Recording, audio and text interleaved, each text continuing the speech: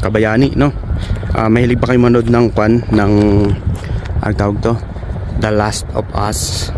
Yan, si Pedro. Ito kasi yung location nung pupuntahan ko yung mga location nung mga shooting location. Muna tayo, episode 1. Ano yun?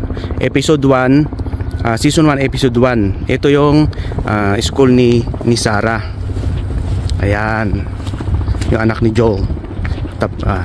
Lumabas siya dyan, dito. Tapos ayan yung, makikita nyo yung paglabas niya ng bahay, ay ng school. Tumakbo siya dito eh. Yan, tapos tumakbo siya, makikita nyo yun, yung bahay. Yan, yung bahay na yan, ayan, oh. Yan, tapos andyan yung bus, yun dito. Tapos yan, yan yung school niya ni Sarah, dito sa Lord Shaughnessy High School. Ayan, sinakyan niya, ito, dito dumaan yung yung bus. Yung pangayate yun, din yung bus. Dito dumaan yung bus sa Macleod Trail. Tapos itong sa mga cars na to, mga kotse, yan yung 9 Avenue Southeast. So ayan, dito dumaan yung bus. Hello mga kabayani, no? Andito ako ngayon sa isang shooting location ng Last of Us, yung quarantine zone nila, yung Boston quarantine zone. Ito yung building na yun, pero hindi kasi ako makakapasok eh. Itong building na to, hindi ako makapasok kasi private property. So ito yan, mapakita ko dito. First episode. Yan, itong buong building na to. Ito. Yan. Yun yung sa likod na yun. Yan, yung bukan yan doon sa likod.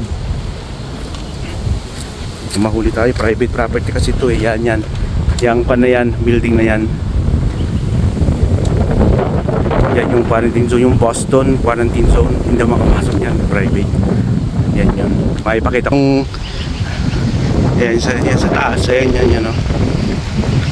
Yan, sa likod yan. Andito tayo sa harap. Yung sila nasa likod naman nito. Building na yan. Yan, medyo maaraw eh. Ayan, yung building na yan. Ayan sa harap dito eh. Ayan. Yan. Pakita ko yan ha. Kita niyo yung yan. Ito yan sa taas niya. Yan sa yung building na yan. So, punta na tayo.